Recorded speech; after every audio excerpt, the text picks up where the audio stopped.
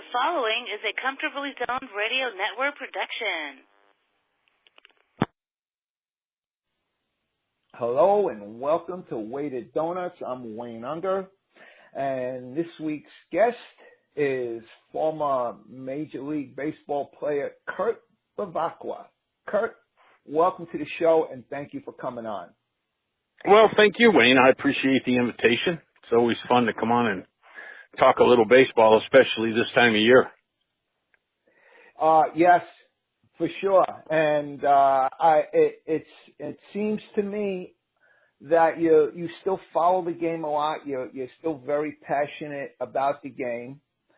And I'll be honest with you, I don't find that with many retired players who I've had on my show. Yeah, I don't know the reason for that. I mean, I know quite a few guys that are still, relatively associated to the game in some way, shape, or form. Naturally, I know guys that are coaching still, managing. All those numbers are starting to dwindle just because of the amount of time that it's been since I retired. But I've actually talked to, dozens of my former teammates. As a matter of fact, guys that I haven't talked to for years and years and years, in association with research that I've done for my podcast, which is called Dirty Kurt's Dugout, and it's been a lot of fun to do. And one of the things that I've taken on is I've kind of taken on this cause for a thing called the Lost Boys of Summer. And it's been something that I've found in social media over the last few months. As a matter of fact, it's been actually since the holidays that I first started seeing it. And there was a lot of misinformation that was being thrown out there in blogs and in articles, and I kind of took it upon myself to look into it, and that afforded me the opportunity to talk to guys that, like I said, I talked to one guy I hadn't talked to in 38 years. And he's in the group that you're talking about. He's not associated with baseball at all. Unfortunately, a couple of these guys that I've talked to have kind of got a little bit of a chip on their shoulder when it comes to the game, and we can probably hold that to another show. But that's what's the Lost Boys of Summer is kind of all about. And in looking into it, I've been able to pass on some information to a lot of these players that it's really not as bad as they've been hearing, as far as their pension is concerned, and as far as what the union is doing for them, and as far as what MLB is doing for them. But, the guys that I know, Wayne, are still mostly associated with the game in some way, shape, or form, either in broadcasting or some type of radio pre or post game show, and of course in coaching and managing. Wow. I tell you, very few, maybe it's just who I've gotten, and I don't get former major league players every week. I will bring on a sports writer, a columnist.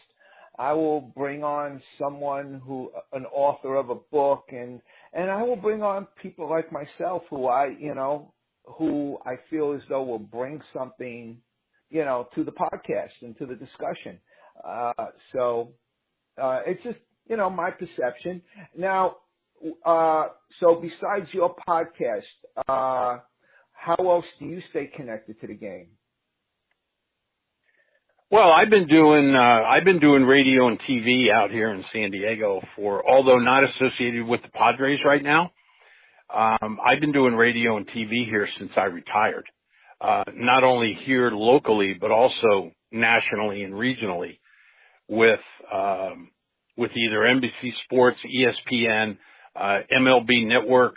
I also have done pre and post game shows and done radio shows with the Padre flagship station. And the reason that I'm not doing them now is because the flagship station changed last year, and management completely changed everything. So they completely changed the on-air people, and it was too bad. I have been doing something out here that I've enjoyed for quite a while, and when new management comes in, a new thought process comes in, and that's no different than when you see a major league manager take over. He likes to bring his own coaches in.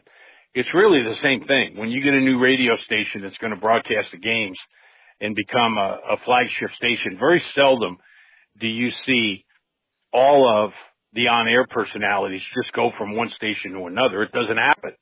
I had that happen when I was working for NBC when I first got out of the game. We lost the national contract for Major League Baseball, and I was doing the backup game of the week with John Miller, behind Joe Graggiola and Vince Scully.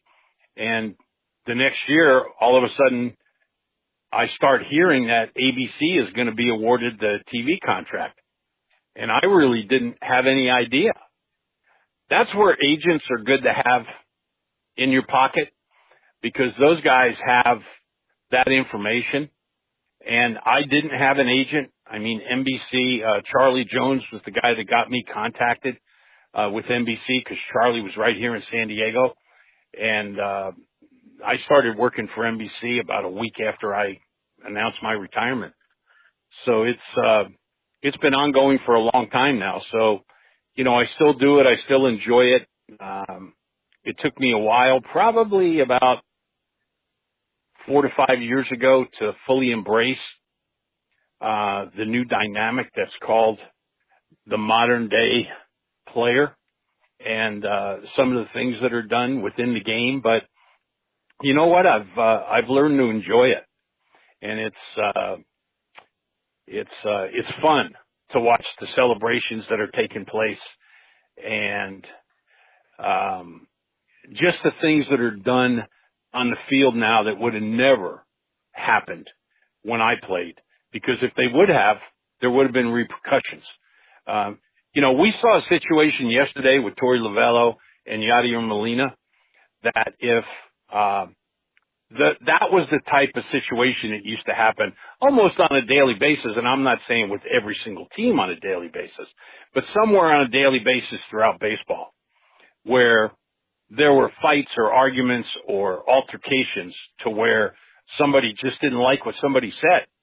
And I've got a pretty good idea exactly what happened, exactly what Yadier heard from Torey Lovullo. And I think he carried it a little bit too far, because I think Yadi took it seriously and personally, and he shouldn't have. It was just a term. Naturally, it wasn't a term of endearment, but it's a terminology, and it's just too bad that he felt that way about it. But you know what's amazing about that situation? He didn't get kicked out of the game. I find that quite amazing. He pushed the umpire out of the way. He tried to get at Torey Lovullo, whereas Torey Lovullo had his hands up in the air, and I don't care what he said. Yadier Molina was the aggressor in that situation, not Torey Lovullo. And for Lovullo to get kicked out of the game, which was automatic, coming out and arguing a strike, whether it was called third strike or not, it's automatic ejection. And that's why he got kicked out of the game. But when the situation arose that did, it was pretty obvious that Molina was the aggressor and not Lovullo. Do you think it'll be reviewed, and do you think Molina will get some type of suspension?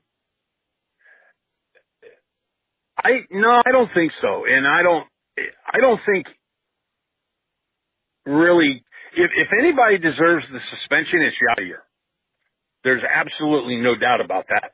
For them to talk about, and I've seen it written, I've already heard,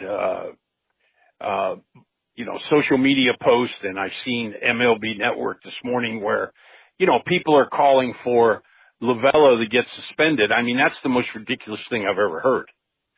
And I don't care what he said. It wasn't said to Yadier Molina. It was said, it was a term that was used that you certainly don't want to use in front of your kids or family, but it was about a group. It wasn't about one person in particular. And Yadi took it personally. And that's the Latin background, that's all. It's not good, it's not bad, it's just the way it is. So it's almost like expressions that are used in the South are different from the way New Yorkers talk. And certainly the way people from California talk, the Valley people. And all of that stuff. Expressions are different, and there's different terminologies, and there's different meanings for things in different languages, and even in the English language in different areas of the United States. And that's the problem, I think, that happened, and that's the reason that Yadier got so upset.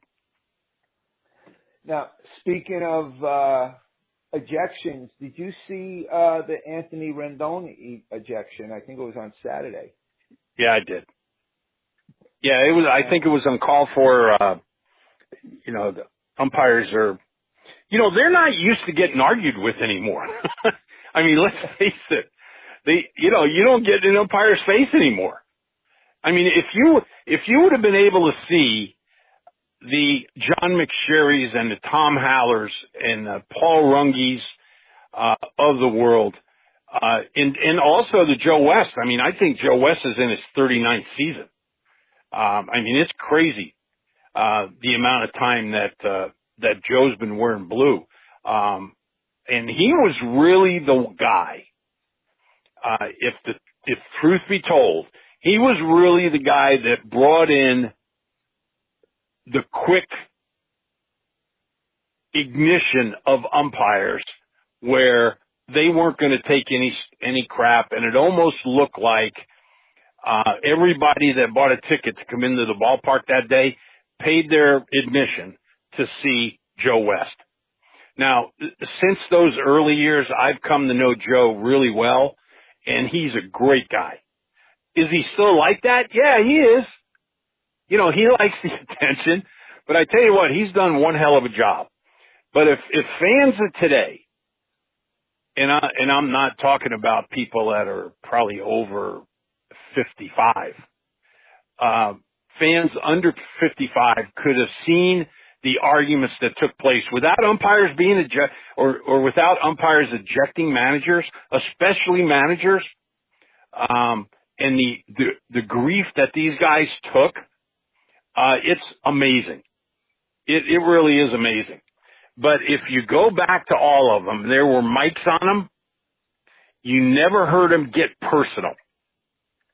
And what I mean by personal is I found out a long time ago in a conversation with Paul Runge at a pool in Phoenix that whenever you're talking to an umpire, never use the terminology you or your. So if you keep you or your out of the conversation, you can't point the finger at the umpire. And you can't call him a name. You can just say horse bleep. But if you say your horse bleep, you're done. You're gone. That's the way it was. Exactly. When you personalized it and pointed it at the umpire, you were ejected. I don't think we'll ever see, the days of Earl Weaver and Billy Martin. But I think I've seen, nothing that equals that. But I think I've seen a little more passion in a short time this year out of some managers getting their money's worth when they get ejected. I have seen a little bit of that. It's actually surprised me. The kicking of the dirt. I can't remember who that was the other night. That went out and just started. Me as well. Yeah, but so, that's some of the things you're talking about. And, managers know, that if you go out and you argue a call strike, that you're going to get ejected. It's automatic. There's no ifs, ands, or buts about it. You can go out and just say to the umpire, I really think that you might have missed that. And, I know there's no replay on it, but, if you just, maybe you can help us out on the next close one. You're still getting thrown out because it's automatic. You leave the dugout to argue a call third strike, it's automatic. But you know what? I miss that stuff. I really do. I think it was entertaining. I think to a certain point, there's probably a lot of fans out there that miss it. And there's always naysayers that, are going to say that it never had a part of the game. But you know what? They're wrong because it always was part of the game. The umpires were always the bad guys, and that's just the way it was. So tell me something.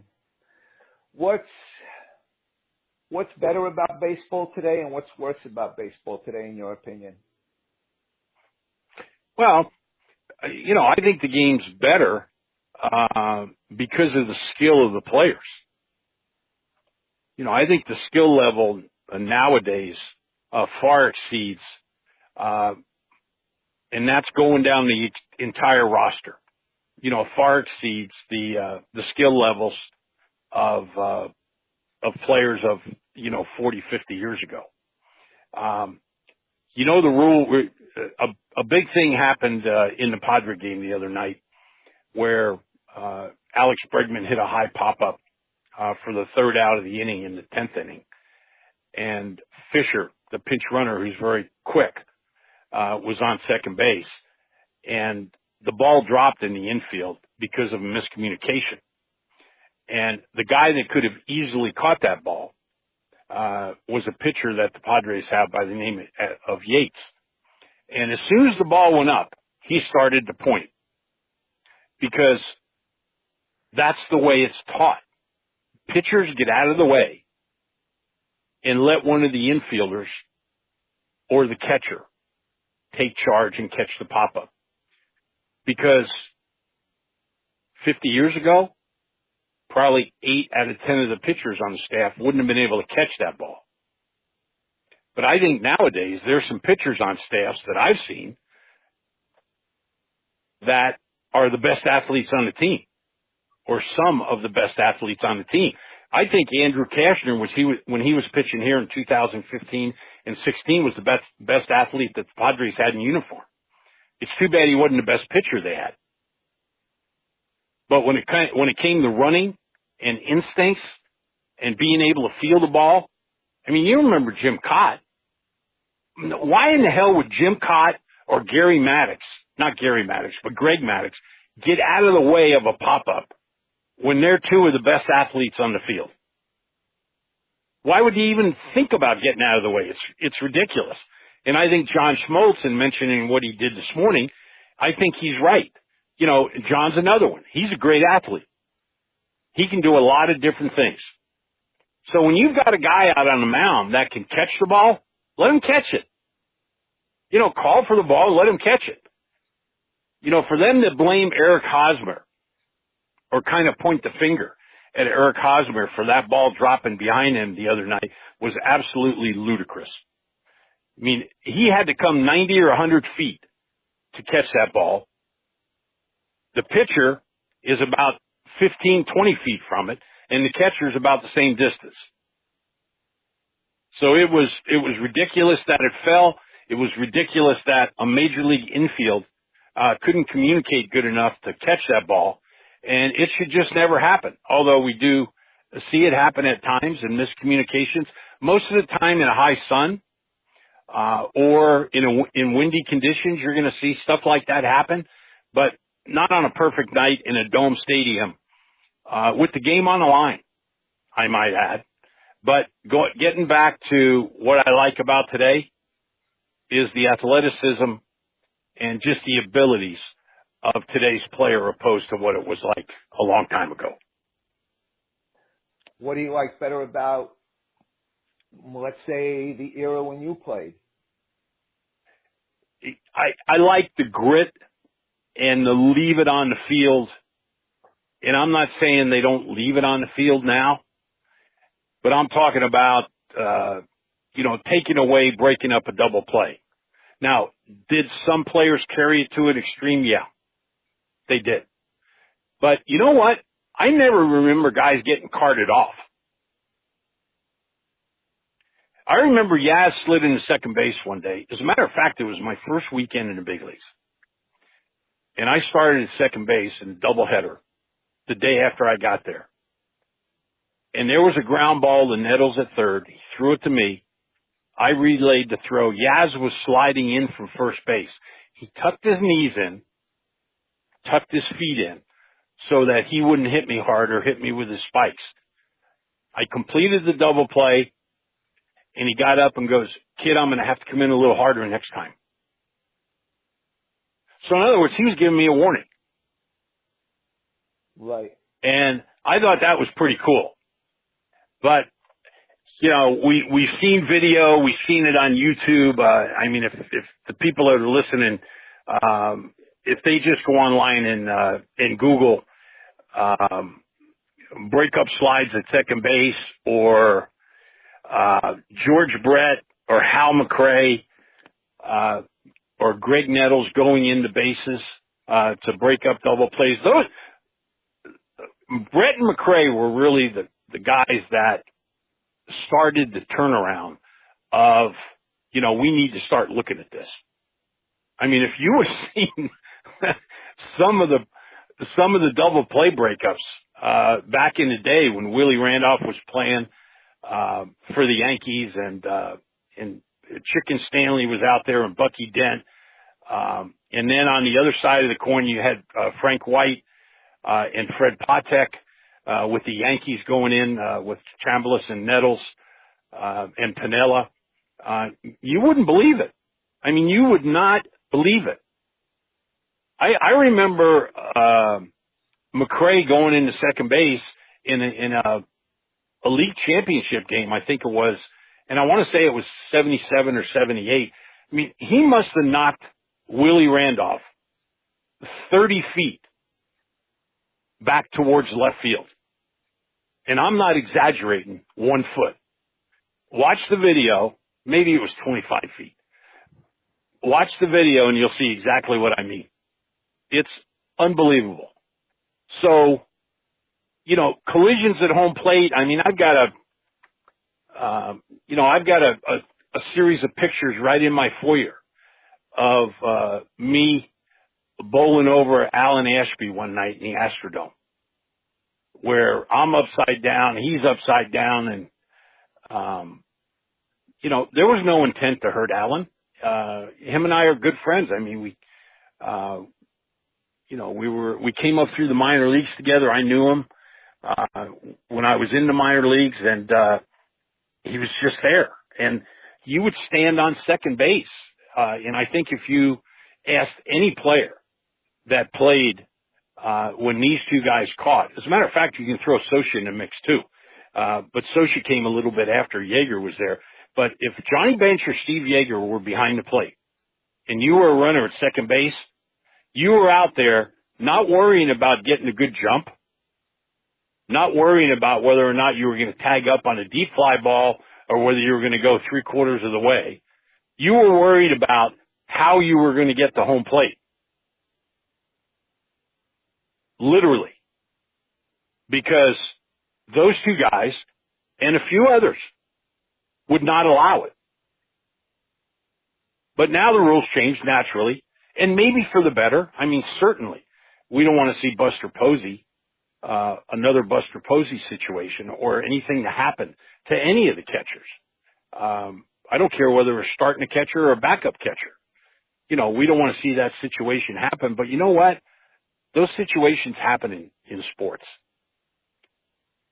And that's just the way the game is played. That part of the game, I miss. And so tell me, when you started playing, the DH was already in effect, but you've played in both leagues. DH or no DH? What's your preference? And going forward, would you want to see both leagues employing the DH, or you want Yes, to? I would like to see either both of them do it or none of them do it. And you can make an argument for either side. I think we're much better off with the DH because it's less moves that the managers have to make nowadays. It's less thought process that has to be, probably brought down from the front office to the dugout. And that's a part of the game that I hate nowadays. The analytics that are being put into it and the sabermetrics that are being put into it and the orders from the front office that certain guys or certain lineups are going to be implied for that day. That to me is just not the way the game should be played. You hire a manager because he knows how to handle personalities, how to handle the game. You don't hire a manager because he's going to take orders better than the next guy. There were guys that I played for that would have no chance managing in the major leagues nowadays. Absolutely none.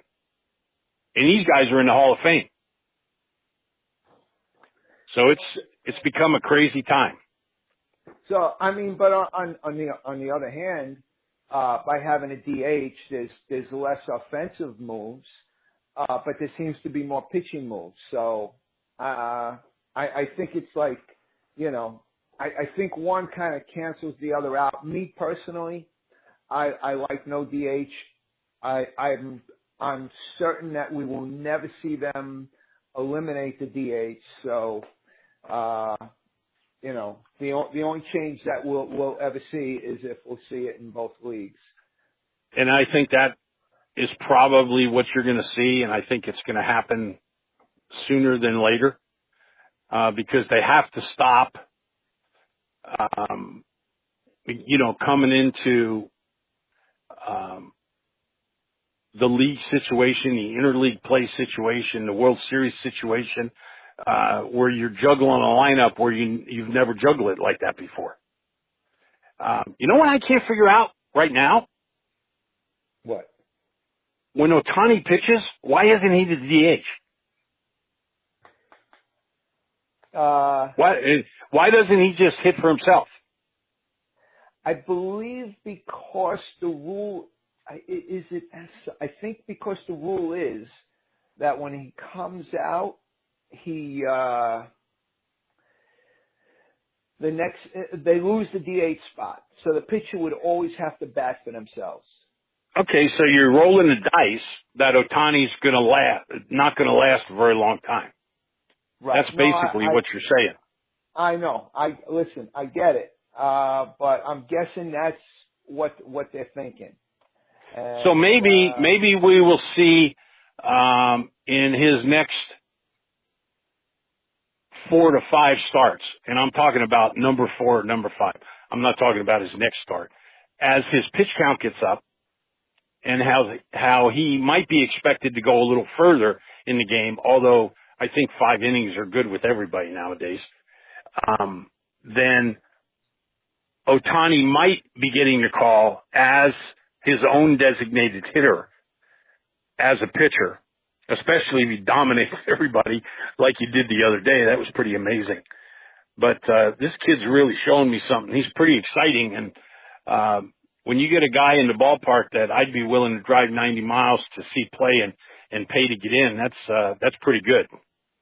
That's great for the game. It really is. Absolutely great. Just like, it really is. Just like Aaron Judge was great for the game last year. Sure he was. So. Sure he was. And now let me go back. I always ask this of former players. What pitcher or what pitchers who had great success. See, I never used the term what pitcher who was good or what pitcher who was bad, because if you make it to the major leagues, you're good. There's no bad. That's my opinion. But what pitcher, a perennial all-star type, did you have really good success against? Oh, I thought you were going to ask me who was the toughest. Who I had good success against was Steve Carlton. And also Bruce Sutter. Why? I don't know. I think it stems back to the fact that Steve and I were teammates in high school. When I was a sophomore, he was a senior. We went to the state championship game, and just the comfort level of, knowing that I wasn't going to get hit in the neck. I think it basically boils down to that. I think there were guys that were successful in the game as pitchers because they were threatening. I think, and certainly not taking anything away from the abilities, but I think it helped them. You need help with everything. Doesn't matter what profession that you're in. If you have people think that you're a good negotiator, you've got it heads up on them going into a negotiation because they know you're going to be tough. If you go to the plate and there's a pitcher on the mound that might buzz you inside multiple times during that at bat, you're much less likely to dive into the ball the way these guys are diving into the ball nowadays. You see guys get thrown inside now that I saw Hosmer the other night, and I haven't seen that many at-bats of Eric Hosmer yet. But he literally jumped back off the plate on a ball that was right on the inside corner. So players are not, by far, he's not the only one. I mean, guys get thrown inside, and because they're diving into the ball with their front shoulder going that way, almost towards second if you're a right-handed hitter, or in Hosmer's case, and I'm just using him as an example because he's left-handed, his shoulder would be going towards the pitcher / shortstop position. You didn't see players diving into the ball like that. Guys stood a long way from the plate, and I'm talking about good hitters. And they learned how to hit that way because they were giving the pitchers their just due. The outside corner belongs to me, and I'm going to take as much of the inside corner as I can. But lefty was good to me. He might have let me get some hits because we knew one another. I don't know, but if that was the case, that's fine with me. And I just had I had decent success against Sutter because you knew what he was going to throw. Two guys I hated, J.R. Richards and Nolan Ryan. And it was JR because he was just a menacing looking figure out on the mound. And Nolan just because of his reputation. Don't let Nolan fool you with being wild. I've seen him more than enough times throw a ball high and tight, and then the next pitch was on the outside corner and a little above the knees. That's not a coincidence. So I think he had a pretty good idea where the ball was going, and I think he let that work for him. Conveniently wild. There you go. And you put anybody on the mound that's conveniently wild, and they're going to be more successful than the guy with the same skill set that's not wild. Now, who would you say was your wackiest teammate? Oh. You can name multiple if it comes to mind as well. Well, Jay Johnstone, surely.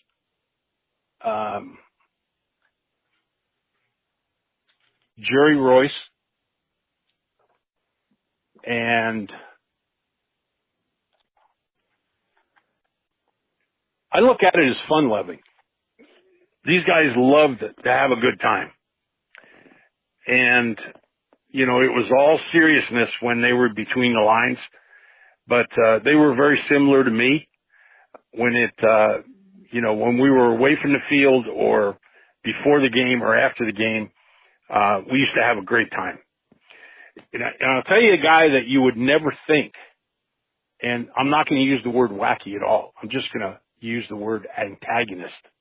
But as a fan, you would never think of this guy falling into that category. But if you ask anybody that played with him, they'll name him as one of the main guys, and that was Willie Stargell. And I think that's what made him the player that he was towards his teammates. I mean, I love Willie Stargell as much or more than any guy I ever played with. And him and I had dinner together once. We didn't run around together. We didn't room together. It was just because he was Willie and the kind of guy that he was. And, you know, those are the things that you miss about the game. You certainly miss people when they pass on. But even more so, you miss the memories and you miss, being able to do it every day. And that's the reason that I'm so grateful, to be able to walk into a major league clubhouse every once in a while and just to kind of take a deep breath and take it all in and smell the roses and know that, boy, this clubhouse is a hell of a lot nicer than the one I used to be in, but it's just about the same when it comes to the guys sitting around, and they might be doing different things now, but bottom line, it's all about the same thing, going out and winning games. Yeah. Wow. Kurt, I really appreciate you coming on. But before you it's been my pleasure. Now, you have a podcast. I do. You know, and it's called Dirty Kurt's Dugout. Dirty Kurt's Dugout. And I got to tell you, my producer just went out and he put together some unbelievable Patreon rewards for people that come on and support the show. And he found a collectible of 3 relief pitchers that are in the Hall of Fame. Trevor Hoffman will be inducted this year. Raleigh Fingers and Goose Gossage. That if you go in and support the show with the Hall of Fame level membership, you'll get a bottle of this wine. And it's signed individually by all the players, and it's unbelievable. I had a bottle of this stuff the other night. It is great wine. So he's done a pretty good job of doing that. We have a great time doing the show. I've had Raleigh Fingers on and Goose Gossage and David Wells and Alan Trammell, and that's it, just in the first 5 shows. So Don Fear is going to be my guest this upcoming week. We're going to talk about collusion in the game back in the 80s. And that kind of stemmed from the conversation that I had with a high-ranking baseball executive in my last podcast that admitted to collusion before the owners were found guilty of collusion. Yeah, that's what I said. I know, my mouth flew open too. So, that's all in the last podcast also, episode 5, that I had with John D'Acquisto and Ballard Smith, the former president and CEO of the Padres.